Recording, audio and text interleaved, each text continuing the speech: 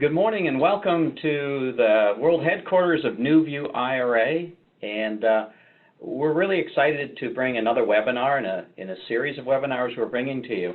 It's interesting that I get a chance to meet hundreds, if not thousands of people that are using their IRAs in creative ways, but I understand that clients and potential clients don't have all those networking capabilities yet. And so to that end, what we do is we invite subject matter experts to come on and join with us in creating a webinar that'll kind of help get your juices flowing about different things that you can do with your IRA, because let's face it, your stock and bond advisors aren't really going to be talking to you much about this. So what I look forward to is being able to introduce individuals that I think will be able to really help you. And before I do that, I'd like to move to the next slide. And what I'd like to do is to kind of set you at ease that I'm not an attorney, I'm not a CPA, I'm not an advisor. We don't do any of those things. What we serve is your custodian. And that's a particularly important role, because without a custodian, your self-directed IRA couldn't hold these kind of unique investments that we're going to be talking about today. So where I come from is we serve thousands of clients, and they make amazing choices, but the choices are all theirs. Our tagline is sort of more freedom, more control, and I certainly believe in that, and all of our employees here believe in it, and I think many of you that are joining this webinar believe that you'd like to have these choices too. So we would ask you to go talk to your consultant or go talk to your financial advisor, go talk to your CPA if you want to know more about the rules and regulations. And we certainly have a lot of other webinars in this series to kind of help you guide not only through the rules and regulations about having a self-directed IRA, but also about the rules and the types of investments that you can make. And so that's what we're going to cover today, is that we are going to cover a subject that is extremely intriguing to myself. I get to travel a lot internationally. We actually have a charity called Share the Love, and that allows me to travel all over. We raise money for wheelchairs and give them away all over the world, and certainly that's a charity we'd ask all of you to join. But it's also made me aware of sort of the opportunities that might exist outside the United States. Some people might want to take a look at these opportunities because maybe it's a sense that they would be safer overseas. Maybe it's a sense of diversification. But what's amazing is practically everything you can do domestically with your self-directed IRA, you can do internationally. And for some of you, that's going to be a big change. And I know that there's a lot of people on this webcast today. And I'm really excited that you've taken the time out of your lunch hour, at least on the East Coast and maybe on the West Coast a little earlier, but to join us today. And there's a real international flavor. I want you to understand that we don't endorse any company that comes on here. That's certainly the viewpoints of our speaker aren't necessarily our viewpoints. But I think what it'll do is give you a broader perspective on what those opportunities are.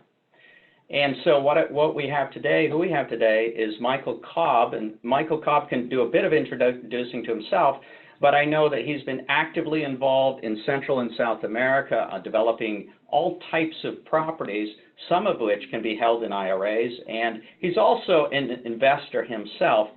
So over the next 30 minutes, I'm looking forward to listening to what Michael has to say, and I can't wait to get started. So first of all, Michael, welcome to the New View Trust web delivery and all of our clients and potential clients that are on listening to your presentation. I look forward to hearing more from you. Great. Glenn, thank you for having me, and it's great to be with you all on this webinar. Glenn, I just want to first offer in the spirit of full disclosure, I am a New View client. I've had IRAs with you now for several years and have made some investments through them. And I just want to say that your folks are phenomenal. The response time, the working with your people to help work through what can be a complicated process. Actually, they make it very, very easy and seamless. So I thank you for putting together an incredible team of people to actually accomplish that goal for me and for the many, hundreds, thousands of clients that you have looking for opportunities to do something different with their IRA. And I think that's really it, right? we have these IRAs, and you alluded to it at the beginning, which is, you got your traditional stocks and bonds and normal portfolio kinds of things. And those are great. And they belong in everybody's portfolio to some degree. I think it's important to be diversified, as you also said. But the element of diversification that I think many people miss is this idea of international diversification, global diversification, and having some of the assets that we have outside our home country, and in this case, the United States. And so, thank you for having me on. I'm going to just talk through, it's not a sales presentation. It's not about any specific concept per se. It's very broad. And the idea is that we need to do good due diligence when we go overseas. And we're going to talk about why that is.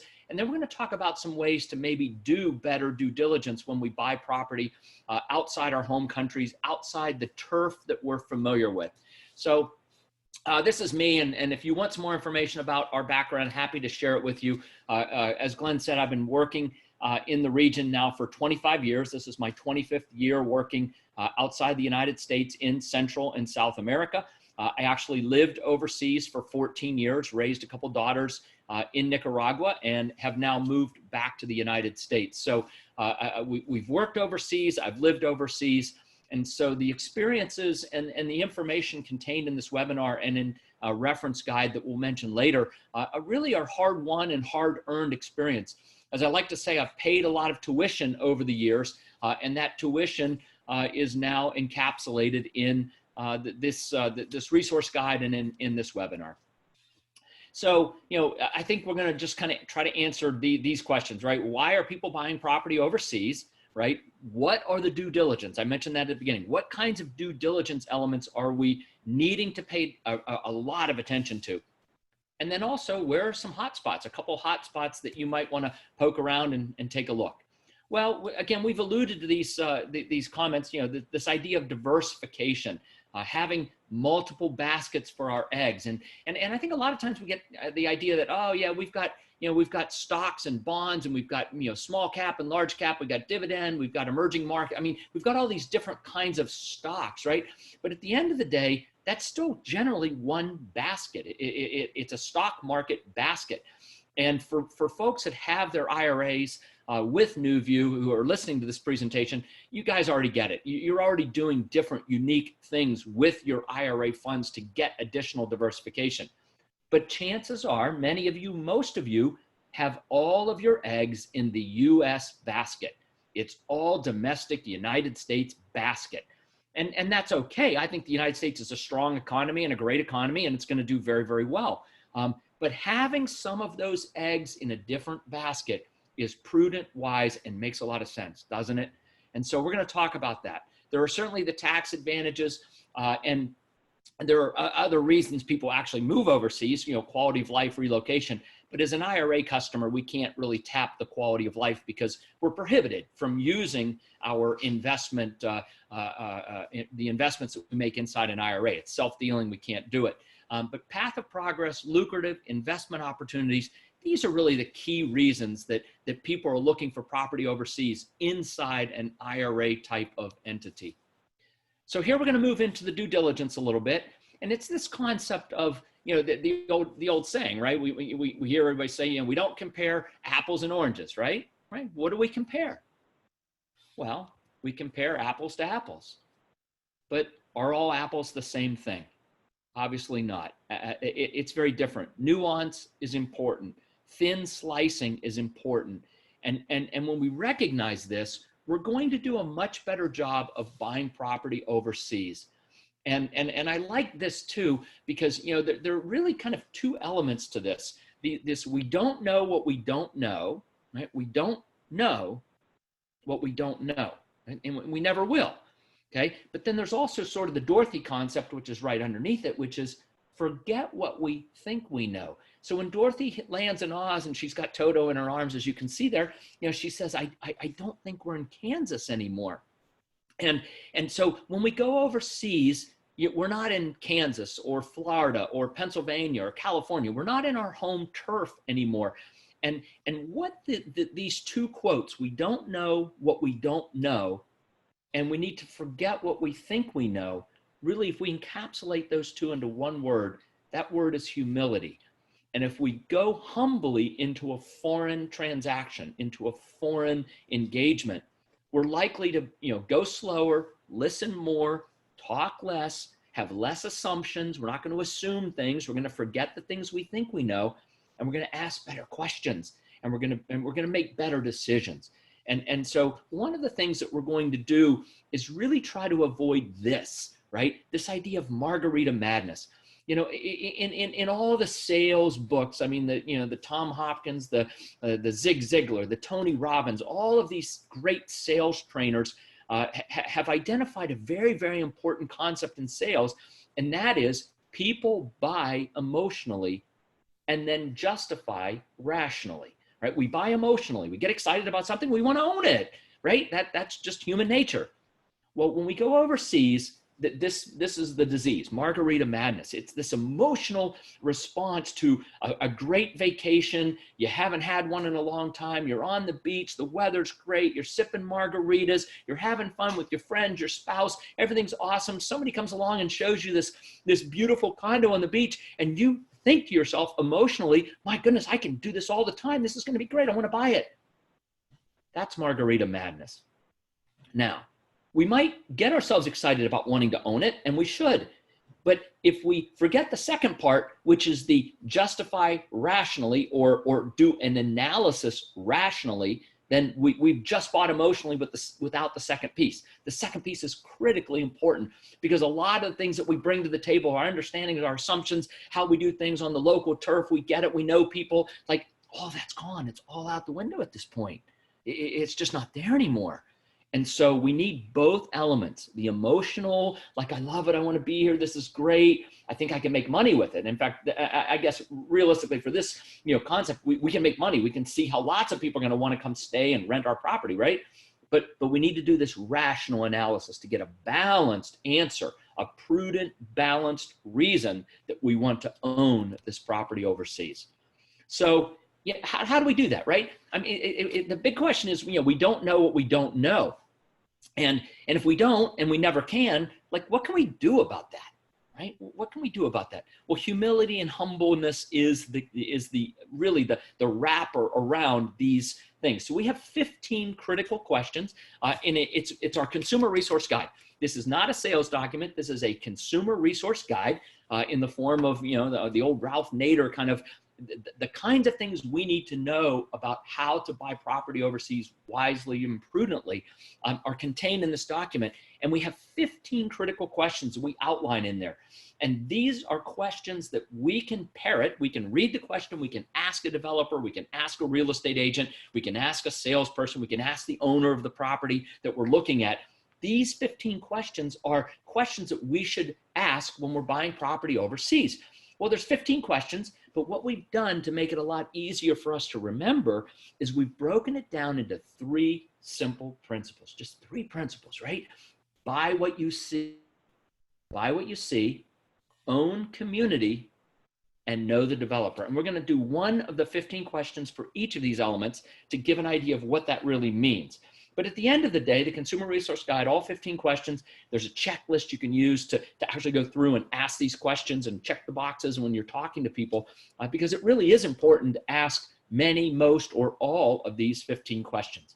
But here's question number 4, which falls under the category of buy what you see. And it's really an interesting question, isn't it? Because we as North Americans would look at that and go, is the home or condominium plumbed for hot water in all the bathrooms? And we might, we just go like, duh, yeah, right? I mean, of course they are.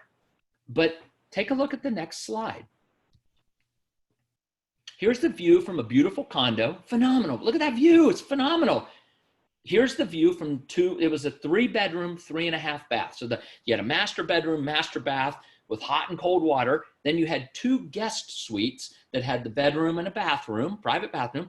Okay. And if you look under the sink in the guest bathrooms, the 2 guest bathrooms, what you see is this picture I've taken right here, which is a cold water pipe coming out of the wall with a Y adapter so that both taps on the top, you can see the sink there with beautiful faucets and the lighting's great and the mirrors, right? I mean, both of those faucets produce water, but they only produce cold water, right? So here's the question that I think we want to ask this question. And what we need to know is, not only do we need to ask this question, we actually need to get down on our hands and knees and look under the sink, right? We got to get down, open the door and look under the sink to see if there's two pipes coming out of the wall, one hot, one cold, right? We don't know what we don't know. We don't know that we need to do this when we're buying property overseas. And the question we would ask ourselves is, wouldn't we like to know before we bought the $350,000, $375,000 condo that the two guest bathrooms only had cold water? I think we would, wouldn't we? Own community. These three images came off of the Dell Web website. You know, concrete, steel, and lumber make the buildings, but people make the community. Turning new neighbors into fast friends in the spirit of getting together. And the reason this community concept is really, really important is for lifestyle. Now, you as an investment buyer might think to yourself, well, I'm buying an investment. I'm not buying a lifestyle, right? But if we're buying an investment property, we either want resale in the future, right? We want it to be a sexy, wonderful product that somebody will come and pay us more than we paid for it, or we want it as cash flow, which is probably what most people in this scenario are looking for, is cash flow. Well, you know, look at this picture in a second. Well, is there any build requirement, is any kind of zoning, right? So here's the picture. This is a stretch of beach. There are literally hundreds, if not thousands of miles of beach on the coastlines of Central and South America that have been sold. They've been chopped up into lots, beautiful half-acre lots, 100 feet wide on the beach, 200 feet deep, 20,000 square feet, half-acre lots. And they sell for, $100,000, $200,000, $500,000, depending on the market. But there's not a house in sight. This is not a community. This is a ghost town.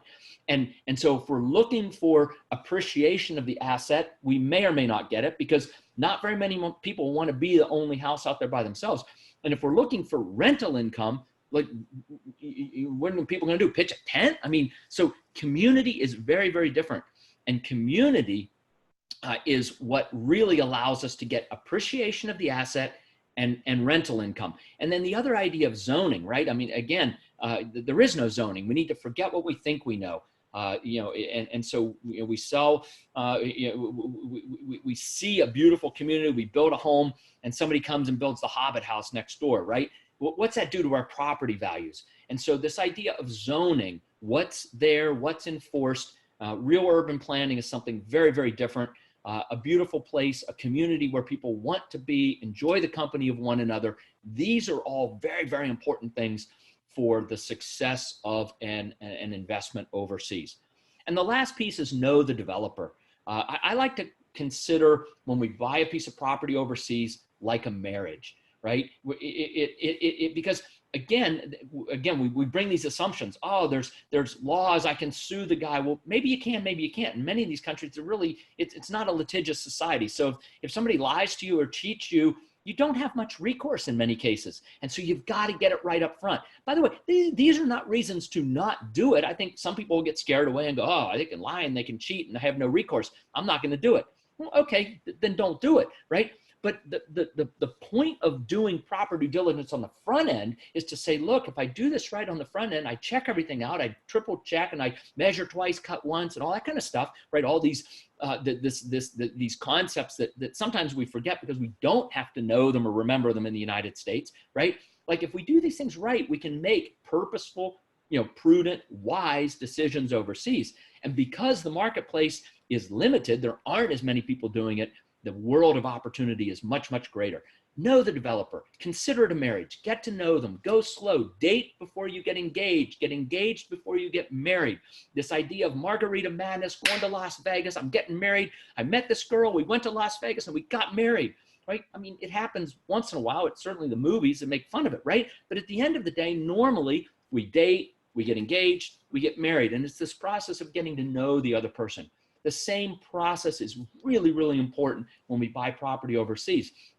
And this is the last question of the 15, right? We just one example of all three, but does the company have a track record of success, right? Do they have a business plan? My goodness, just a business plan that says, hey, we've thought about how we're going to do this, and we thought about how we're going to get from point A to point B, right? And do they have a team? Because it's one thing to have a business plan. It's one thing to blah, blah, blah. Here's what we're going to do. It's another thing to actually have a group of people who are competent to get it done. These are important things, and these are the kinds of questions. Ask to see the team. Ask to meet the people involved who are going to get the job done.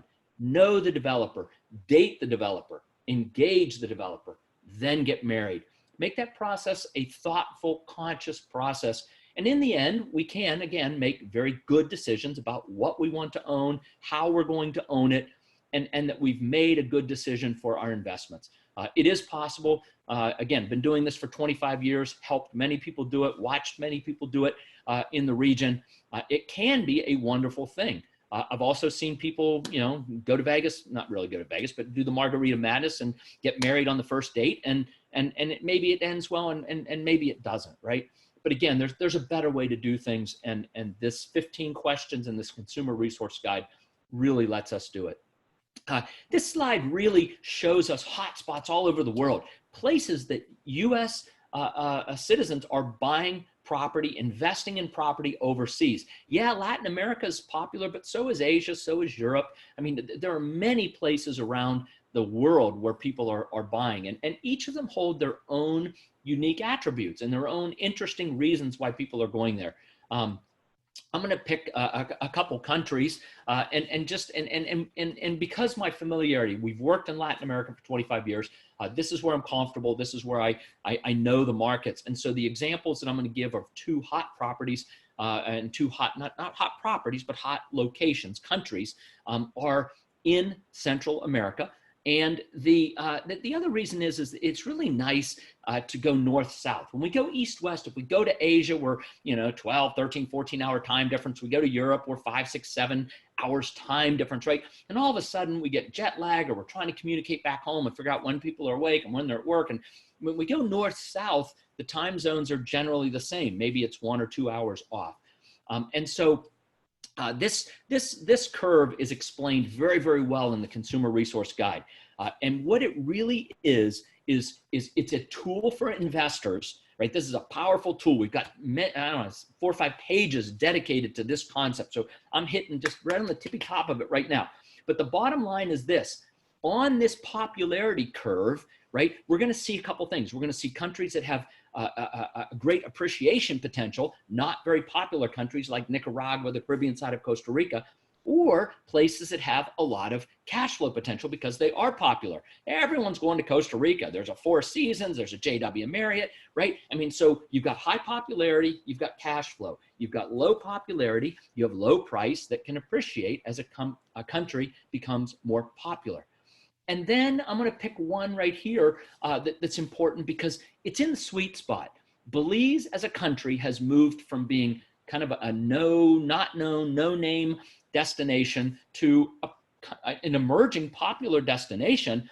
But it's interesting. It's not as nearly as popular as Costa Rica or Panama at this point. So you've got this the opportunity to buy in lower on the scale from a cost standpoint, yet the popularity is rapidly rising. So you're going to get increased cash flow and increased appreciation. So this really, Belize is in the sweet spot. This is the one time for Belize where I would say, 5 years ago, you'd have been too early. 2 years from now, you'll be too late. The timing is right on Belize today. And sometimes I use that slide as a time machine concept, and it's in the guide. We talk more about that. But if we can imagine Ambergris Caye, Belize, it's really like Key West 20 years ago. And so if we could get on a time machine and we could go back in time 20 years to Key West and have, go buy a condo in Key West 20 years ago and then come back to today, I think we'd all come back with pretty smart, decision to own a condo in Key West or maybe Turks and Caicos or Caymans 20 years ago. This idea of the time machine is powerful, and developing world, whether it's Belize or Panama or the other countries on that scale, this is an opportunity to go back in time and have a do-over. which is really, really powerful. A lot of reasons people are looking at Belize. English is the official language, tons of airlift. It's 2 hours from Houston. It's an hour and 45 minutes from Miami, 2 hours and 10 minutes from Atlanta, Georgia. We've got airlift coming out of Toronto and Calgary. And in fact, they're talking about opening up direct flights from Europe at this point. Low property taxes, common law, again, very familiar to people from the United States. We understand it. We can read the contracts and we understand what the contracts mean. Belize is it's the easy button, to use that analogy, into Central America for all of these reasons listed here. Tourism is growing rapidly. You can just see the tourism growth over the last 10 years. Airlift has more than doubled in the last 4 years. However, with airlift going up and visitor arrivals going way up, room inventory, hotel inventory has not risen nearly as dramatically. And so there's this imbalance in the marketplace, the supply-demand imbalance, which makes, again, Belize a great time, a great country, and now being a great time to actually own something in Belize to capitalize on the supply and demand imbalance that exists there. And remember that slide where we had the apples and oranges, and then we had the apples and the apples, right? I mean, I mentioned the idea of thin slicing, the idea of nuance, and here's why it's so important. The country of Belize is 180 miles north to south, about 75, 80 miles wide, okay? But 70% of all the tourism comes from this tiny little island off the coast. So you got this big country, and you got this tiny little island off the coast called Ambergris Caye, and this tiny little island produces 70% of all the tourism revenue for the entire country. Well, see, all apples aren't the same thing. Belize is not one thing. Belize is many things, but if we're looking for cash flow, if we're looking for an opportunity to be on the investment side of things, a place like Ambergris Caye, if we want to own a property and put that property in a rental program, needs to be where most of the tourism is. So Belize as a country is in the sweet spot. Ambergris Caye is the sweetest of the sweet spots for cash flow in the country of Belize. So it's a drill down, it's a nuance, it's a thin slicing, very, very important. Here's a picture of the island today. Again, you don't see high-rise hotels, you don't see anything. I mean, this really could be a place like Cancun or Playa del Carmen or any of these Mexican Riviera kind of beaches 20 years ago. And again, if you had the opportunity to go back in time and buy something in the Mexican Riviera 20 years ago, you'd do it. I hope you do it. I would do it. I think we'd all do it. I mean, hindsight's 2020. Here's another opportunity just like that. It's a beautiful Caribbean country, incredible culture, incredible heritage. The scenery is beautiful. You can see the reef in the background, that white line right at the horizon. That's actually the reef. So you can take a boat in 2 or 3 minutes and be snorkeling in the longest barrier reef in the world, the longest living barrier reef in the world. Anyway, cute, golf carts, funky little town. The diving is phenomenal. The fishing's phenomenal. Just hanging out on the beach is tremendous. Lots of opportunities in Belize today.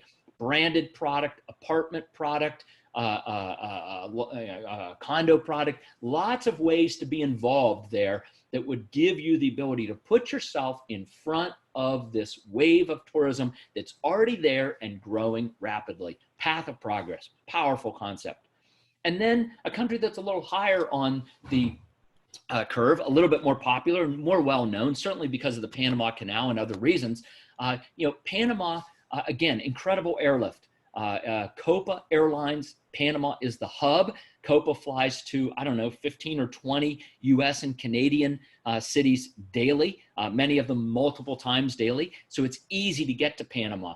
The residency programs are the easiest in the world. In fact, probably what Panama did better than anyone else was figure out how to create a residency program for folks who want sort of that backup residency. Like they don't, they're happy in the States, but yet they want to have something in their pocket that if things don't quite go right here, they can get out and they can stay out, right? They can leave and stay somewhere else. Well, Panama understood that and created an incredible residency program called the Special Nations Visa. Basically, it's a green card that lasts forever, and you only have to show up in Panama one day every 2 years to maintain it. So very, very easy to get, easy to maintain, easy to use.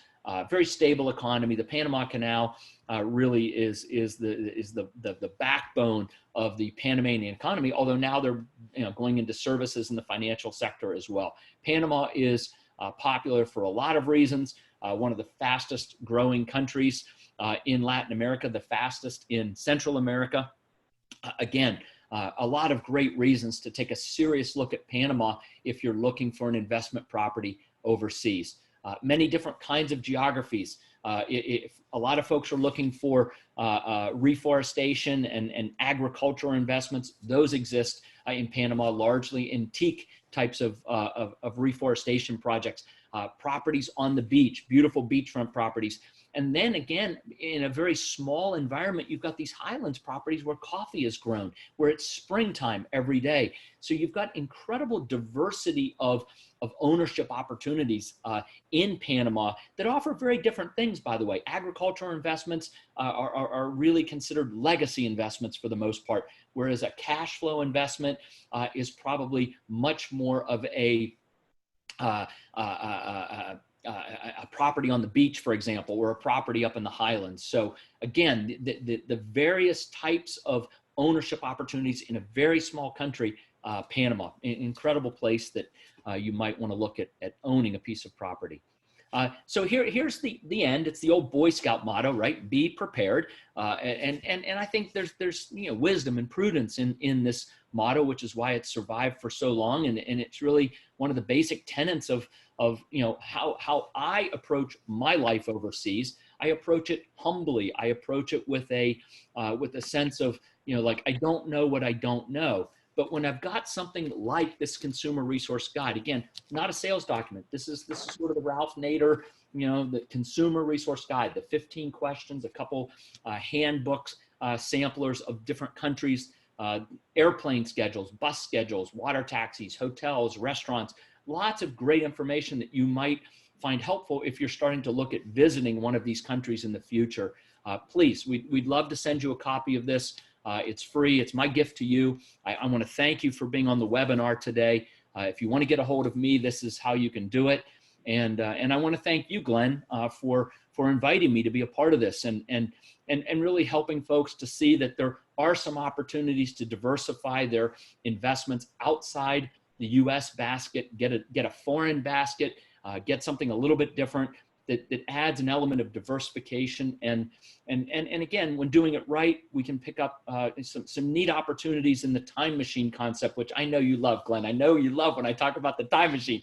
But anyway, but these time machine opportunities are truly phenomenal. And so I encourage you to take a look at the region, take a look at what's going on.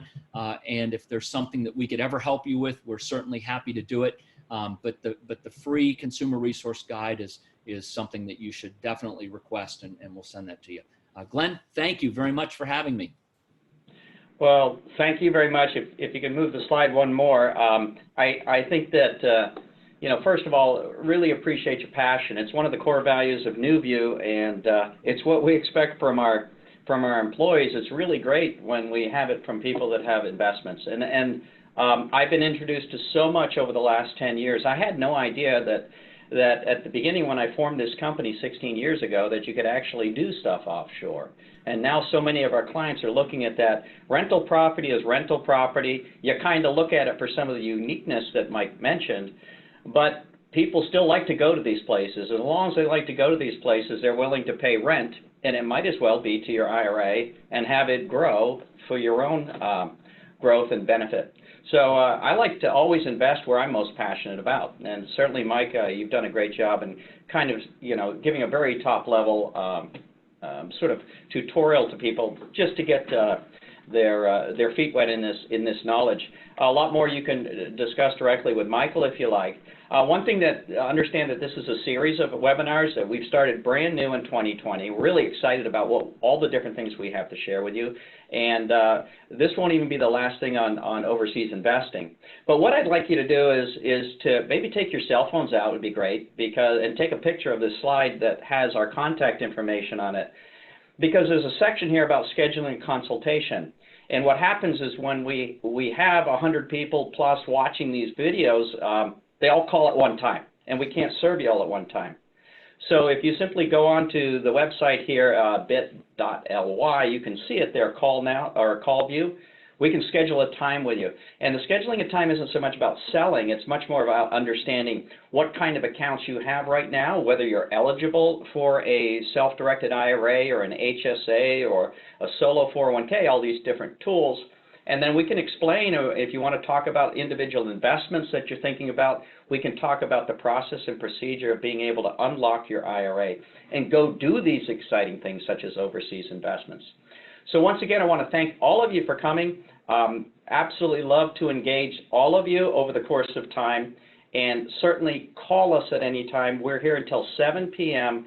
in the evening stream, Monday through Friday, just to make sure that you folks that are joining us from the West Coast might be able to get us before it's too early in the day for you. So once again, God bless you, and all the best in your investments.